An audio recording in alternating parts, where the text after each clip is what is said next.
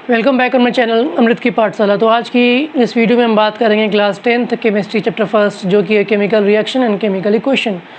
तो इस वाले वीडियो में हम केमिकल रिएक्शन वाले पार्ट को एक्सप्लेन किया जाएगा और नेक्स्ट जो वीडियो है इसमें केमिकल इक्वेशन वाले पार्ट को एक्सप्लेन किया जाएगा। लेकिन केमिकल रिएक्शन पढ़ने से पहले जानना पड़ेगा हमारे को कि टाइप ऑफ चेंजेस क्या होते हैं। तो दो तरह का होता है चेंज, एक होता है फिजिकल चेंज और एक होता है केमिकल चेंज।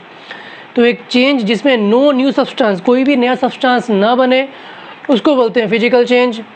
सेकेंड पॉइंट क्या है कि ये टेम्पररी और रिवर्सिबल है, मतलब कि जो सब्सटेंस पहले था चेंज के बाद भी वो उसी स्टेट में आ सकता है। थर्ड प्रॉपर्टी क्या है कि प्रॉपर्टी जो है वो सेम रहती है, मतलब जो प्रॉपर्टी थी सब्सटेंस की पहले थी चेंज के, वही प्रॉपर्टी सब्सटेंस की प्रॉपर्टी के चेंज के बाद भी होती है।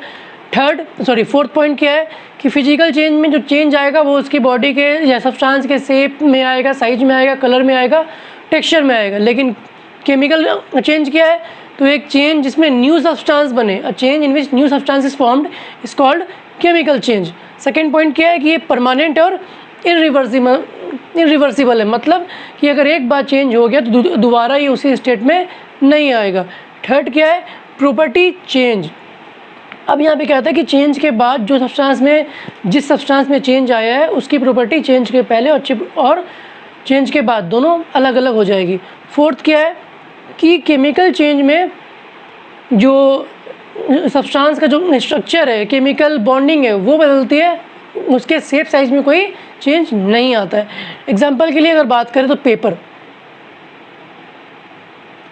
अगर पेपर के छोटे छोटे टुकड़े कर दे तो क्या लिखा है, नो सब्सटेंस इज फॉर्म।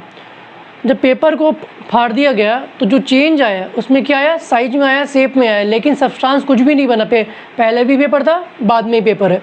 ये क्या है, टेम्पररी है, मतलब कि पहले भी ये जो क्वालिटी थी, जो टेक्सचर था, जो शेप था, अभी भी वही है, जो उसका यूज़ पहले था अभी भी वही यूज़ है। प्रॉपर्टी क्या है, सेम है। केमिकल चेंज किया है तो एक चेंज जिसमें न्यू सब्सटेंस बने, यहाँ पे नया सब्सटेंस बनेगा। सेम एग्जांपल, पेपर को बर्न कर दो तो क्या मिलेगा, ऐश, मतलब राख। तो यहाँ पे क्या हुआ कि जब पेपर को बर्न किया तो एक केमिकल रिएक्शन हुआ, केमिकल रिएक्शन से क्या हुआ, एक न्यू सब्सटेंस बना जो कि था ऐश। ये क्या है, परमानेंट है, मतलब कि ऐश से वापस पेपर बनना इम्पॉसिबल, वापस पेपर नहीं बनेगा। प्रॉपर्टी चेंज, मतलब कि जो प्रॉपर्टी पेपर का था वो प्रॉपर्टी ऐश का नहीं है। पेपर पे हम लोग लिख सकते थे लेकिन ऐश पे हम लोग नहीं लिख सकते हैं। तो ये था टाइप ऑफ चेंजेस के बारे में। अब आते हैं केमिकल रिएक्शन क्या होता है। तो क्या लिखा हुआ है, these are the processes in which new substance with new properties are formed. New substance with new properties are formed I is called chemical reaction. मतलब एक ऐसा प्रोसेस जिसमें एक सब्सटेंस रिएक्ट करता है और एक न्यू सब्सटेंस बनाता है जिसका प्रॉपर्टी पहले वाले सब्सटेंस से बिल्कुल अलग था, वैसे प्रोसेस को बोलते हैं केमिकल रिएक्शन। एग्जाम्पल के लिए अगर बात करें कि ये था वुड था, इसमें ऑक्सीजन दिया गया, मतलब इसको हीट किया गया, जलाया गया, तो ये क्या निकला, ये जो बना ये क्या बन गया, कोल बन गया। तो ये क्या है, ये एक प्रोसेस हुआ जहाँ पे एक सब्सटेंस में चेंजेस आए, चेंजेस आने के बाद क्या हुआ, एक न्यू सब्सटेंस बना जिसका प्रॉपर्टी जिससे वो बना है उससे बिल्कुल डिफरेंट था। मतलब कि अगर बात करें, अगर बिल्कुल सिंपल टर्म्स में अगर बात किया जाए तो वुड था, इसको ऑक्सीजन, मतलब जो एयर से ऑक्सीजन दिया गया, बर्न किया गया, तो ये क्या बन गया, कोल। इस सब्सटेंस और इस सब्सटेंस की प्रॉपर्टी में बहुत डिफरेंट है, दोनों क्या है, अलग अलग सब्सटेंस अब हो गया। तो ये क्या है, ये एक प्रोसेस हुआ जहाँ पे एक सब्सटेंस दूसरे सब्सटेंस में चेंज हो गया जिसकी प्रॉपर्टी दोनों की अलग अलग थी। इसी को बोलते हैं केमिकल रिएक्शन। अब केमिकल रिएक्शन में क्या होता है, आखिर केमिकल रिएक्शन होता कैसे। तो सबसे पहला पॉइंट जो ये है कि केमिकल रिएक्शन में एटम का रीअरेंजमेंट होता है। जितने भी चीज़ें वो किससे बना है, एटम से बना है। तो केमिकल रिएक्शन में क्या होगा, एटम का रीअरेंजमेंट होगा, इसके बीच में रिएक्टेंट और प्रोडक्ट के बीच में। अब रिएक्टेंट क्या है, प्रोडक्ट क्या है, तो अगर बात करें कि कार्बन, जितने भी मैटर है वो किससे बना है, कार्बन से बना है। तो अगर हम कार्बन को बर्न करते हैं, अब कार्बन के वुड में भी है, पेपर में भी है, हर चीज़ में कार्बन है। तो अगर हम कार्बन को बर्न किए ऑक्सीजन में तो क्या बनेगा, CO2। तो अब अगर बात करें कि इसमें रिएक्टेंट क्या है, प्रोडक्ट क्या है, तो वो सब्सटेंस जो केमिकल रिएक्शन में टेक पार्ट करता है उसको कहा जाता है रिएक्टेंट, और वो सब्सटेंस जो इस रिएक्शन से बनता है इसको कहा जाता है प्रोडक्ट। ठीक है, तो यहाँ पे क्या बोला गया है कि केमिकल रिएक्शन में एटम का रीअरेंजमेंट होता है, किसके बीच में, रिएक्टेंट और प्रोडक्ट के बीच में। मतलब जब ये रिएक्शन हुआ, जब ये केमिकल रिएक्शन हुआ तो कार्बन के एटम में रीअरेंजमेंट हुआ होगा, और रिएक्शन के बाद क्या हुआ, कार्बन और ऑक्सीजन दोनों के एटम में रीअरेंजमेंट हुआ और एक नया सब्सटेंस बना CO2 नए एटम के अरेंजमेंट के साथ। मतलब ये CO2 क्यों बना, क्योंकि कार्बन और ऑक्सीजन के एटम में रीअरेंजमेंट हुआ और रीअरेंजमेंट से ये बन गया CO2। सेकेंड पॉइंट क्या है कि केमिकल रिएक्शन में क्या होता है, ओल्ड बॉन्ड टूटता है। जो भी बॉन्ड इस कार्बन और ऑक्सीजन के बीच में था वो क्या होगा, ब्रेक होगा और इस CO2 के बीच में एक नया केमिकल बॉन्ड बनेगा। थर्ड क्या है कि जो प्रॉपर्टी रिएक्टेंट की थी वो प्रॉपर्टी प्रोडक्ट की नहीं होगी। मतलब अगर देखा जाए तो ये क्या था, थर्ड पॉइंट का मतलब क्या है कि कार्बन था सॉलिड, ऑक्सीजन था गैस, ये क्या बना, CO2, ये भी क्या है, गैस है। अब कार्बन क्या है, जितने भी लिविंग थिंग है उसका जो बेसिक मैटर है वो है कार्बन। ऑक्सीजन क्या है, बर्निंग को सपोर्ट करता है। ये दोनों प्रॉपर्टी अलग अलग, लेकिन जो सब्सटेंस बना CO2 ये भी क्या है, गैस, लेकिन इसकी प्रॉपर्टी क्या है कि ये बर्निंग को रोकता है। ठीक है, तो यहाँ पे ये लिखा हुआ है कि जो प्रॉपर्टी रिएक्टेंट की, ये जो प्रॉपर्टी थी इन दोनों की, और जो प्रॉपर्टी है प्रोडक्ट की, दोनों क्या है, बिल्कुल अलग अलग होती है। तो ये था केमिकल रिएक्शन। जैसे एग्ज़ाम में एक बहुत इंपॉर्टेंट पॉइंट आता है बोर्ड्स में, जो 2019 वाले एग्ज़ाम में भी आया था और हर साल ये आता है, चाहे वो MCQ के फॉर्म में आए चाहे वो क्वेश्चंस के फॉर्म में आए। जो भी लोग देख रहे हैं प्लीज़ लाइक कर दें, सब्सक्राइब कर दें चैनल को और शेयर कर दें, ताकि ज़्यादा से ज़्यादा वीडियो आप लोगों को मिलती रहे। अब अगर बात करें केमिकल रिएक्शन को एक्सप्लेन करने के लिए तो मैग्नीशियम प्लस ऑक्सीजन, ये क्या बनेगा, मैग्नीशियम ऑक्साइड। ये एक क्या है, केमिकल रिएक्शन है जहाँ पे ये मैग्नीशियम है, ये ऑक्सीजन है। इसको अगर केमिकल रिएक्शन की फॉर्म में लिखना है तो ये लिखना पड़ेगा इसको कि ये मैग्नीशियम, ये ऑक्सीजन, ये बना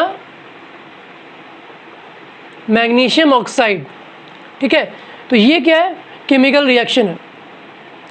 अब यहाँ अगर बात करें तो ये मैग्नीशियम और ये ऑक्सीजन, ये क्या था, सॉलिड था, ये क्या था, गैस था, ये क्या बना, सॉलिड बना। ठीक है, ये था एज रिबन। यहाँ से एक बहुत इंपॉर्टेंट क्वेश्चन एग्जाम में आता है बोर्ड्स में हर साल, ध्यान से इसको समझ लेना। ये आया एयर से और ये बन गया प्रेसिपिटेट, ये बन गया प्रेसिपिटेट। प्रेसिपिटेट क्या है वो आगे चैप्टर बढ़ेगा तब समझ में आ जाएगा। अब अगर यहाँ बात करें तो ये मैग्नीशियम था, ये ऑक्सीजन, और ये क्या बना रिएक्शन के बाद, मैग्नीशियम ऑक्साइड। तो ये दोनों क्या है, जो रिएक्शन में टेक पार्ट किया वो क्या बोलते हैं उसको, रिएक्टेंट, और जो ये बना इसको क्या बोलते हैं, प्रोडक्ट। अब यहाँ से एग्जाम में क्वेश्चन क्या पूछता है कि बोले, यहाँ पे एग्जाम में क्वेश्चन क्या आएगा कि name a substance, name a substance which burns with dazzling sound, which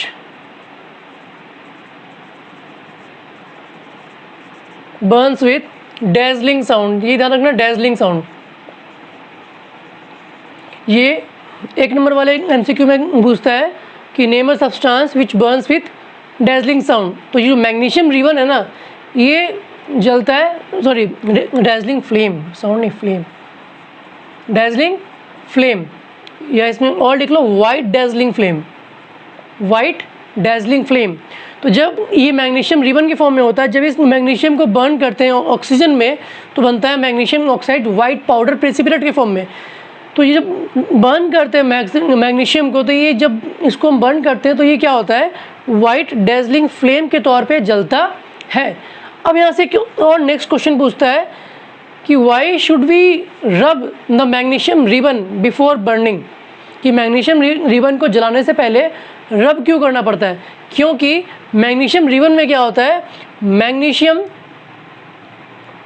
carbonate का, मैग्नीशियम कार्बोनेट या ऑक्साइड का एक लेयर चढ़ा हुआ होता है।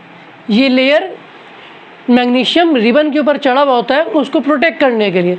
तो जब अपन इसको जलाते हैं मैग्नीशियम रिबन को, तो इसको सैंड पेपर से रब करना पड़ता है ताकि ये जो लेयर है ये इस मैग्नीशियम रिबन से हट जाए और एयर जो है मैग्नीशियम के कांटेक्ट में आ जाए। अगर रब नहीं करेंगे तो ये लेयर रहेगा और ऑक्सीजन जो है वही मैग्नीशियम के कांटेक्ट में नहीं आएगा और ये सही से नहीं जलेगा। तो यहाँ से दो क्वेश्चन होता है कि वाइट डेजलिंग फ्लेम, तो मैग्नीशियम रिबन, उसके बाद क्यों रब करते हैं इसको जलाने से पहले, क्योंकि इसमें मैग्नीशियम कार्बोनेट का या ऑक्साइड का एक लेयर होता है जिसको हमको रब करना पड़ता है, हटाना पड़ता है इसको बर्न करने से पहले। यहाँ पे ये क्या हो गया, ये केमिकल रिएक्शन है, ये जो है ये पार्ट रिएक्टेंट है, ये जो बना ये क्या है, प्रोडक्ट। मैं फिर से एक बार साफ से लिख देता हूँ इसको ताकि क्लियर हो जाए। ये मैग्नीशियम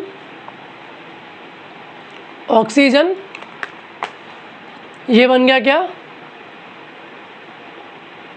मैग्नीशियम ऑक्साइड। तो ये दोनों क्या है, ये दोनों है रिएक्टेंट जो टेक पार्ट कर रहा है रिएक्शन में। और जो प्रोडक्ट के ये जो बना ये क्या आया, इसको बोलते हैं प्रोडक्ट, ये क्या था, रिएक्टेंट।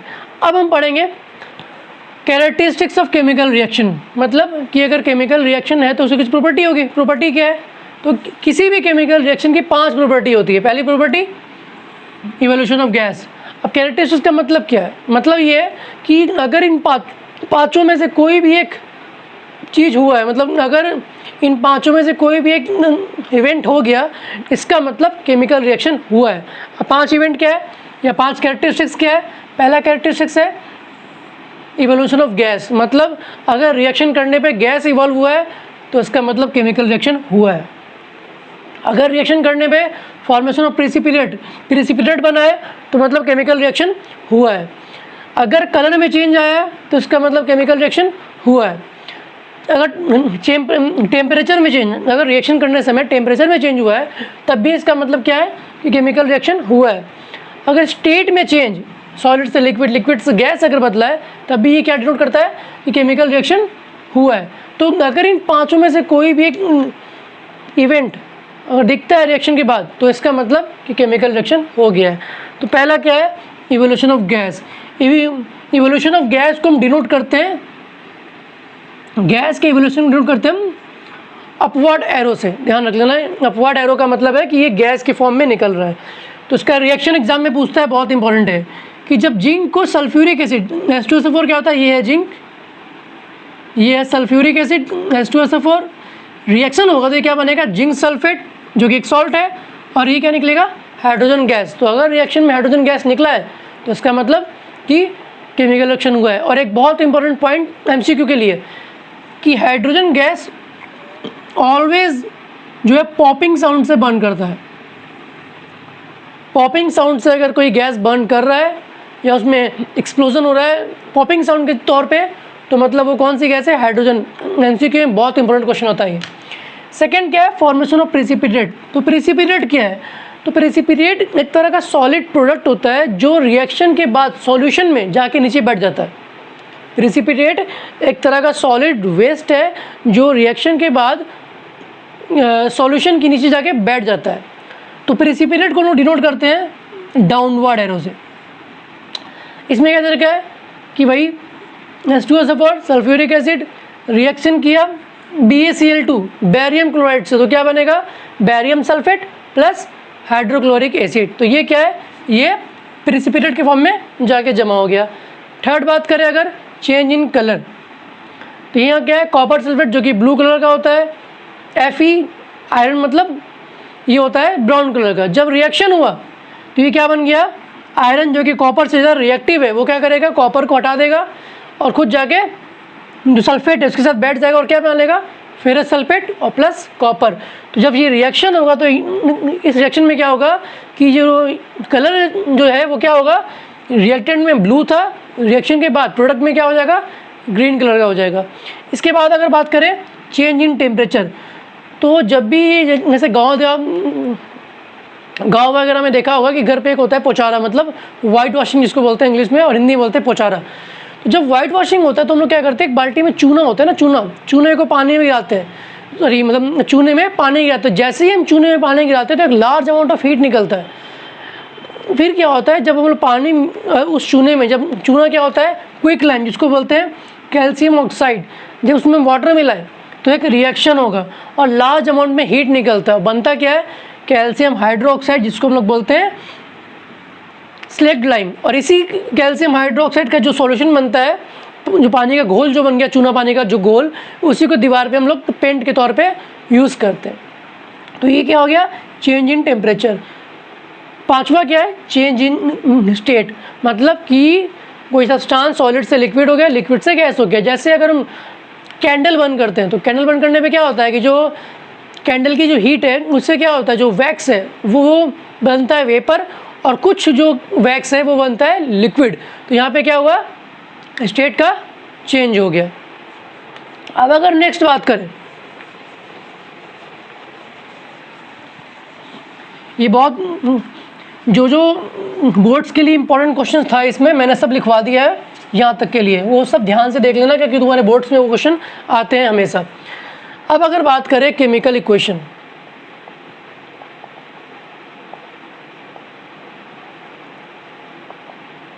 अब केमिकल इक्वेशन क्या है, तो जैसे मैंने अभी लिखा था यहाँ पे कि ये मैग्नीशियम था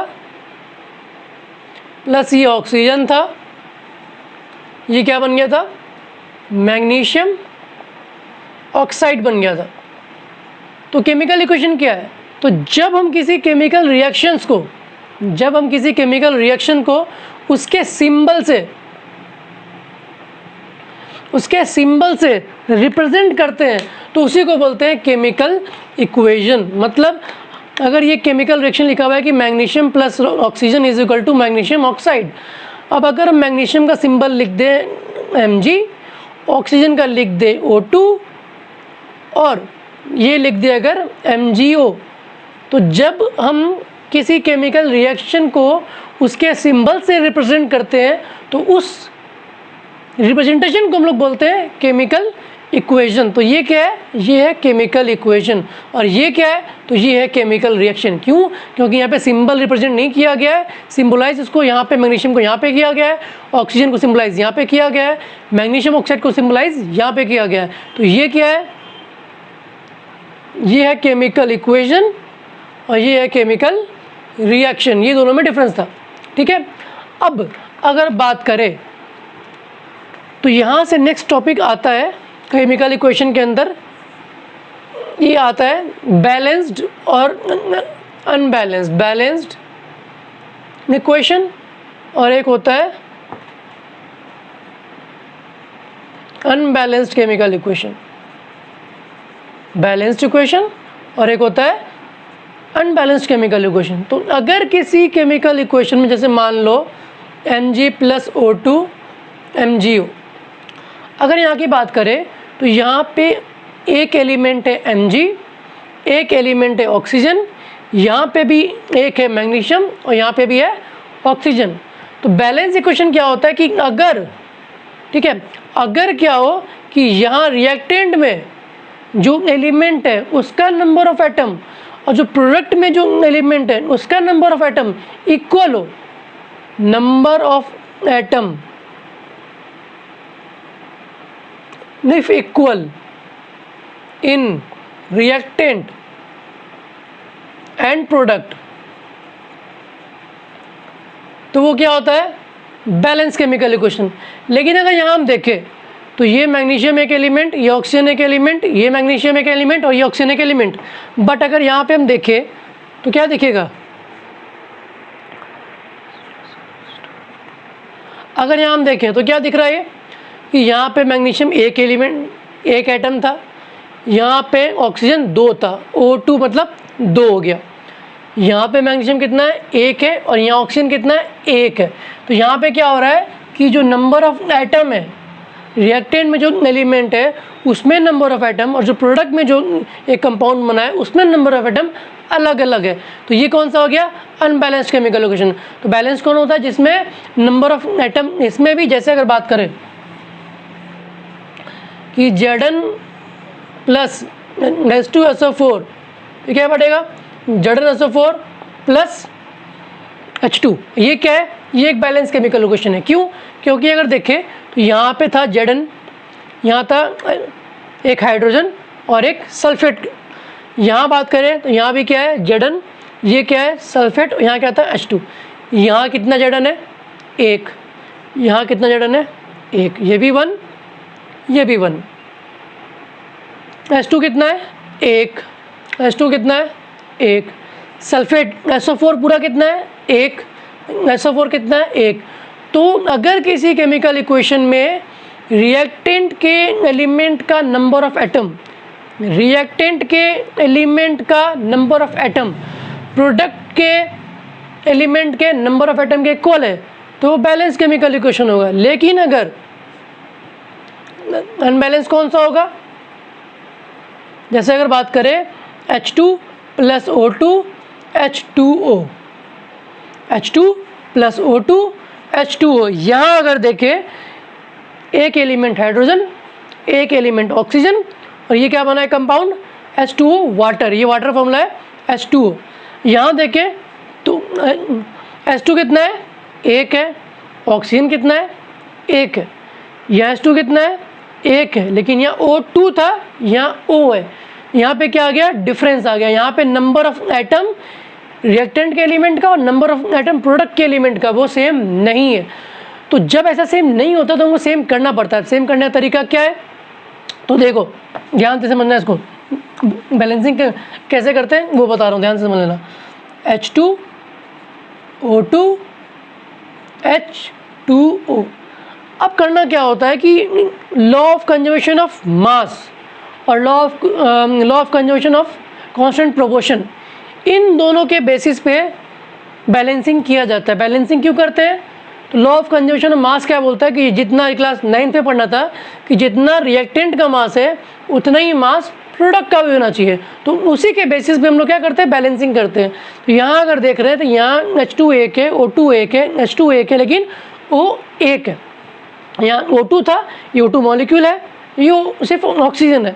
तो क्या करते हैं बैलेंसिंग कैसे करते हैं तो चेक करते हैं, हम कंपेयर करते हैं रिएक्टेंट को प्रोडक्ट से। We compare reactant with the product. अगर हम देखें यहाँ H2 है, यहाँ H2 है, कोई दिक्कत नहीं बराबर है। बिगड़ा हुआ कहाँ पे है, ये O2 है ये O है, मतलब यहाँ पे 2 ऑक्सीजन है यहाँ पे 1 ऑक्सीजन है। तो हम जब भी ऐसा करते हैं तो क्या करते हैं इस पूरे कंपाउंड के आगे मल्टीप्लाई करते हैं नंबर से, 2 से 3 से 4 से, जिससे बैलेंस हो सके उससे करते हैं। यहाँ पे यहाँ बीच में मत कर देना, वो गलत हो जाएगा। बीच में नहीं होता हमेशा, कभी भी बीच में नहीं होता। वो क्या होता है हमेशा उस पूरे कंपाउंड के स्टार्टिंग में होता है। तो अगर इस यहाँ पे 2 लिखा तो ये क्या हो गया 2 × 2, ये क्या आ गया 4 हाइड्रोजन और 2 × O 2 ऑक्सीजन। अब फिर कंपेयर करते हो तो ये कितना था 2 हाइड्रोजन, यहाँ 4 यहाँ 2, फिर से बिगड़ गया। तो क्या करना पड़ेगा यहाँ पे 2 से इंटू करना पड़ेगा। तो ये क्या हो जाएगा 2 × 2 4 हाइड्रोजन, ये हो गया 2 ऑक्सीजन, 4 हाइड्रोजन 2 ऑक्सीजन, ये क्या हो गया बैलेंस हो गया। तो इसी तरीके से हम बैलेंसिंग करते हैं। तो बैलेंसिंग क्यों करते हैं तो लॉ ऑफ कंजर्वेशन ऑफ मास को सेटिस्फाई करने के लिए बैलेंसिंग करना पड़ता है। बैलेंसिंग कैसे करते हैं तो बैलेंसिंग हम किसी नंबर को उस एलिमेंट के या कंपाउंड के आगे मल्टीप्लाई करते हैं। कभी भी यहाँ पे ऐसे बीच में मल्टीप्लाई नहीं करना है, और अगर मल्टीप्लाई कर रहे हैं तो वो सब में मल्टीप्लाई होगा। अगर यहाँ बात करें कि अगर यहाँ पे लिखा हुआ है 2s2 अगर लिखा है तो ये 2 इस हाइड्रोजन में यहाँ से 2 2 4 हो जाएगा, और ये 2 इसमें भी मल्टीप्लाई होगा। अगर यहाँ पे नीचे 3 है तो 2 3 कितना होता है ये 6 हो जाता है। तो ध्यान रखना कि ये जो है यहाँ से मल्टीप्लाई होता है। तो यहाँ तक बात थी बैलेंस की और अनबैलेंस केमिकल इक्वेशन की।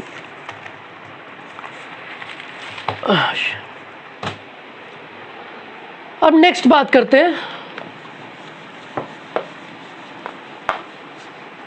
जो भी लोग देख रहे हैं लाइक कर दें, सब्सक्राइब कर दें।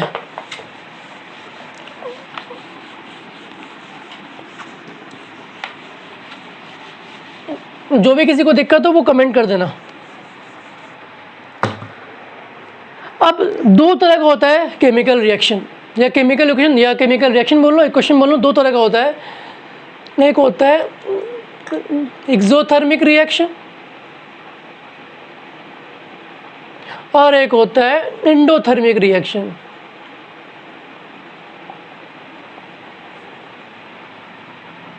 अब ये क्या है, तो याद करने का एक तरीका है। एक्सो मतलब क्या हो गया, या इसको मान लो एक्स मतलब क्या हो गया, वोल एक्स नहीं, एक्स मतलब हो गया एग्जिट, ठीक है। तो एक्सो से क्या बन गया, एग्जिट बन गया। और इंडो मतलब कोई मतलब उससे जानना नहीं है, जानना खाली याद करने का डिफरेंस, ताकि कंफ्यूजन ना हो कि एक्सो क्या है या इंडो क्या है, किस में क्या होता है। तो एक reaction, a reaction in which heat is released, अगर रिएक्शन किसी रिएक्शन में हीट निकल रहा है प्रोडक्ट के तौर पे, तो वो होता है एक्सोथर्मिक रिएक्शन। अगर किसी रिएक्शन को करवाने के लिए रिएक्टेंट में हीट देना पड़ रहा है, हीट इज रिलीज्ड, अगर यहाँ लिखा जाए क्या है कि heat is released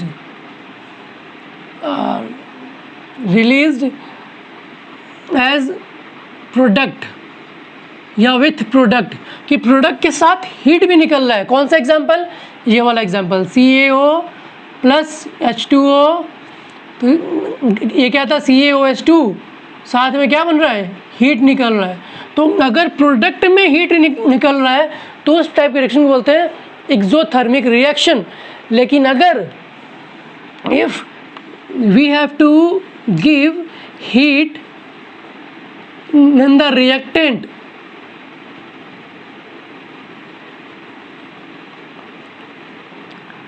to complete the reaction, क्या मतलब कि अगर रिएक्शन करवाने के लिए रिएक्टेंट में हीट देना पड़ रहा है तो वो क्या होता है, जैसे मान लो A था और ये B था, ये दोनों रिएक्टेंट था। अब अगर कुछ कंडीशंस है कि रिएक्ट नहीं कर रहे तो उनको क्या करना पड़ेगा, यहाँ पे हीट देना पड़ेगा। तो अगर हीट दे रहे हैं और तब जाके कुछ बन रहा है, अगर रिएक्टेंट में हीट है तो वो होता है एंडोथर्मिक, अगर प्रोडक्ट में हीट निकल रहा होता है एक्सोथर्मिक रिएक्शन, ठीक है। अब यहाँ से क्वेश्चन, बहुत इम्पॉर्टेंट क्वेश्चन जो एग्ज़ाम में आता है, जितने भी क्वेश्चन बोर्ड के लिए इम्पॉर्टेंट होंगे मैं सब बता दूंगा, उसको बस उसको लिख लेना या ध्यान से देख लेना, वो तुम्हारे बोर्ड में बहुत काम आएगा। और जितना मैं पढ़ा रहा हूँ बस उसको लिख लो या पढ़ लो, तुम्हारा बोर्ड का काम हो जाएगा, तुम्हें कोई टेंशन लेने की ज़रूरत नहीं है। अब अगर एक क्वेश्चन आता है कि why respiration is called exothermic reaction, या is considered as, मान लो is considered as exothermic reaction। ये 3 नंबर में क्वेश्चन या 2 नंबर में क्वेश्चन एग्जाम में आता है। सबसे पहले ये जानना है कि रेस्पिरेशन होता क्या है। सिंपल सी भाषा में अगर बोलूँ तो जो हम लोग ने खाना खाया वो खाना हमारे बॉडी में क्या बोलते हैं, डाइजेस्ट हुआ। डाइजेस्ट होने के बाद हमारे पूरे बॉडी में जितने भी सेल है, ये खाया हमने फूड, ये क्या हुआ फूड का डाइजेशन। डाइजेशन के बाद क्या हुआ फूड का एसिमिलेशन। एसिमिलेशन मतलब उसका पहले क्या होगा एब्जॉर्प्शन, फिर क्या होगा एसिमिलेशन। ये बायो में पढ़ना है, जब बायो पढ़ाऊँगा तो उसमें ये आएगा। हम लोग ने खाना खाया, खाना का डाइजेशन हुआ, डाइजेशन के बाद जितने भी खाना में न्यूट्रिएंट थे वो हमारे बॉडी ने एब्जॉर्ब किया। एब्जॉर्ब करने के बाद क्या किया एसिमिलेशन। एसिमिलेशन का सिंपल सी भाषा में इसका मतलब होता है ट्रांसपोर्ट, पूरे बॉडी में उस न्यूट्रिएंट को ट्रांसपोर्ट किया। ट्रांसपोर्ट करने के बाद क्या होगा, ये ट्रांसपोर्ट कहाँ करेगा, ये हमारे करेगा ट्रांसपोर्ट बॉडी के सेल में।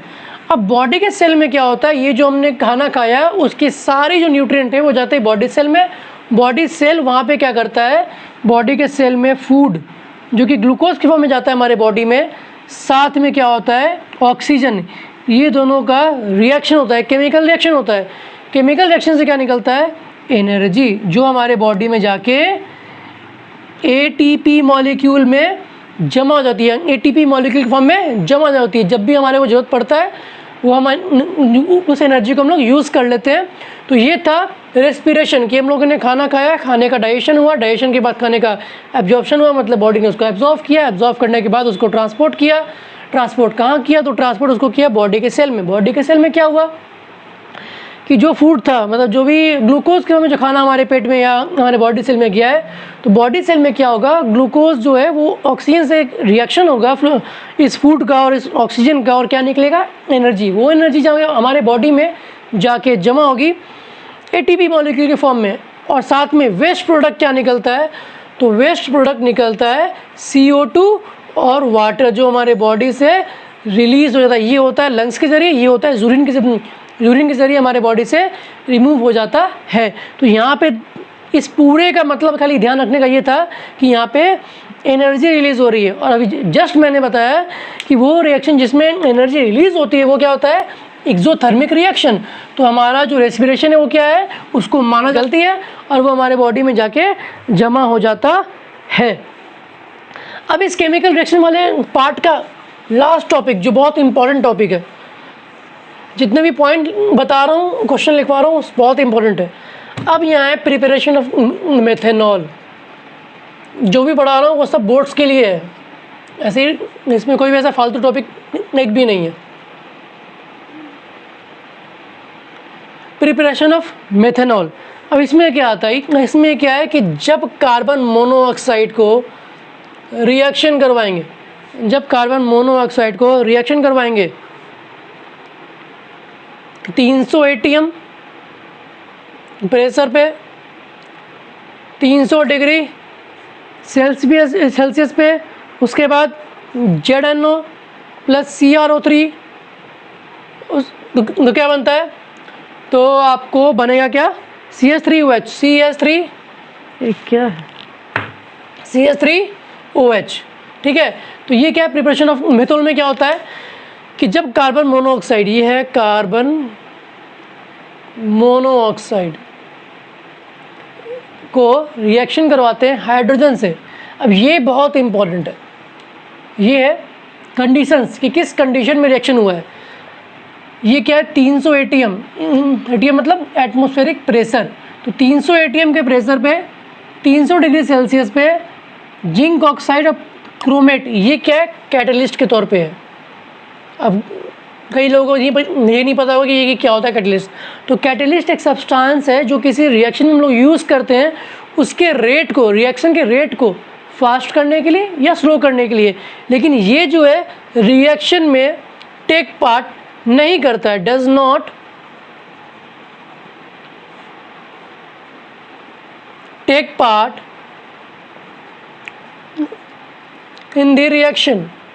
मतलब ये कैटलिस्ट एक सब्सटेंस होता है जो हम लोग केमिकल रिएक्शन में ऐड करते हैं, उसके स्पीड को, मतलब केमिकल रिएक्शन के स्पीड को फास्ट करने के लिए या स्लो करने के लिए, और ये खुद उस रिएक्शन में टेक पार्ट नहीं करता है। तो यहाँ पे क्या लिखा है कि जब हम कार्बन मोनोऑक्साइड को रिएक्शन कराए हाइड्रोजन से 300 ATM pressure, 300 degree Celsius, ZNO zinc oxide plus chromate catalyst के प्रेजेंस में, तो क्या बनता है, मेथेनॉल, CH3OH, इसको बोलते हैं मेथेनॉल। तो ये था पूरा पार्ट केमिकल रिएक्शन वाले पार्ट के बारे में। यहाँ तक तुम्हारे एग्जाम में अगर एक भी क्वेश्चन आया तो तुम अभी जो मैंने पढ़ाया है उतना मोर देन सफिशिएंट है कि तुम एग्जाम में उससे लिख सकते हो। अब एक आखिरी टॉपिक है, लास्ट एक इसमें टॉपिक बचा है कि हाउ टू मेक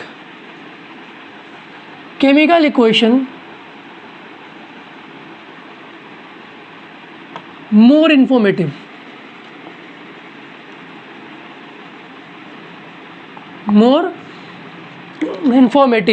ये कॉन्सेप्ट के लिए, इसका एग्जाम्स के मतलब नहीं है, ये सिर्फ कॉन्सेप्ट के लिए।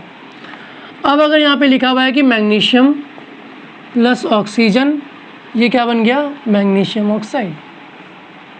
अभी टॉपिक क्या है कि हाउ टू मेक, किसी केमिकल इक्वेशन को और इन्फॉर्मेटिव कैसे बनाया जा सकता है। तो ये केमिकल इक्वेशन है, सही है, कोई दिक्कत नहीं है।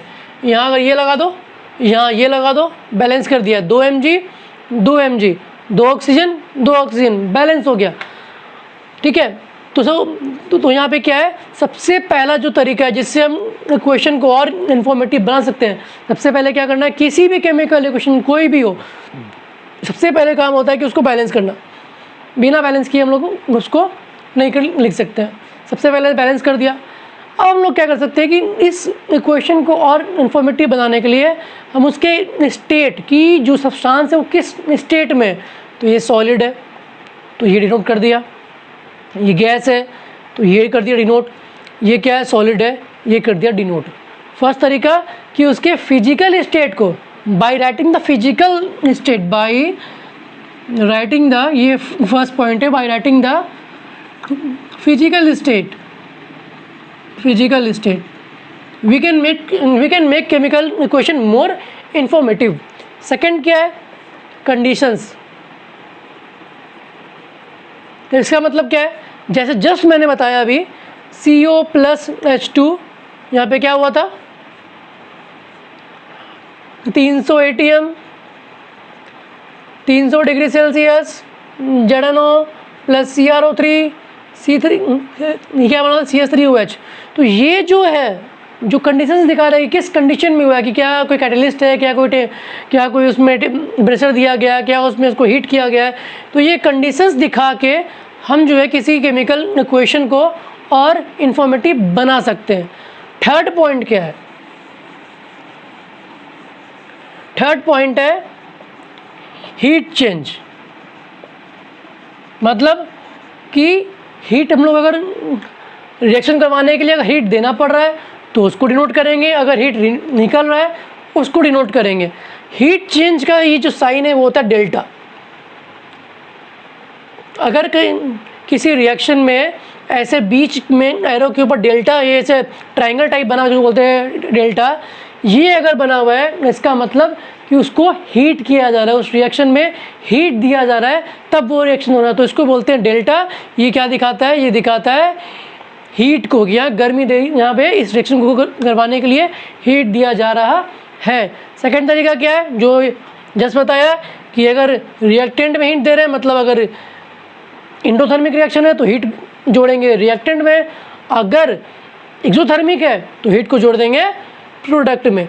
तो ये तीन तरीके से हम इक्वेशन को और इंफॉर्मेटिव बना सकते हैं।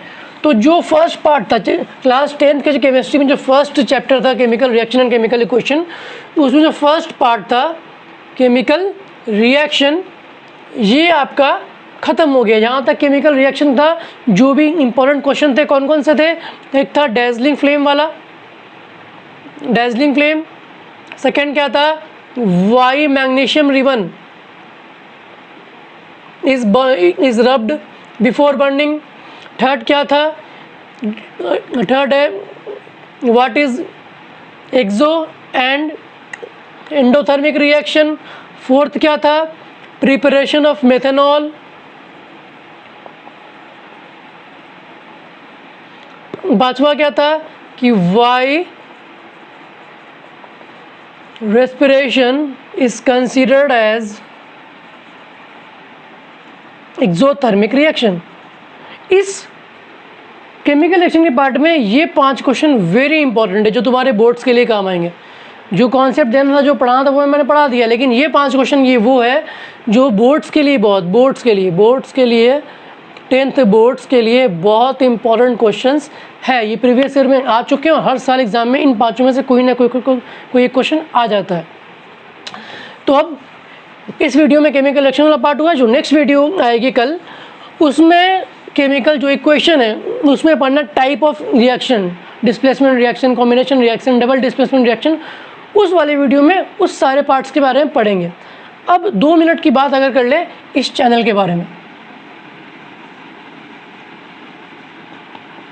अब अगर 2 मिनट बात कर ले इस चैनल के बारे में कि ये आखिर मैंने बनाया क्यों है चैनल, ये जो चैनल मैंने बनाया क्यों है। तो इस चैनल पे सबसे पहले तो 9 to 10, 9th class 10th class, maths, science और सोशल साइंस, इसके सारे कंटेंट जो आपके बोर्ड्स के लिए बहुत इंपॉर्टेंट होंगे, जो क्वेश्चंस इंपॉर्टेंट होंगे बोर्ड्स के लिए वो, प्लस जो कॉन्सेप्ट पॉइंट सारे मैं इस चैनल पे कराऊंगा। दूसरी बात 11th 12th के लिए इकोनॉमिक्स, पॉलिटिक्स, ये दोनों सब्जेक्ट का जो भी कंटेंट होगा वो आपको यहाँ मिल जाएगा।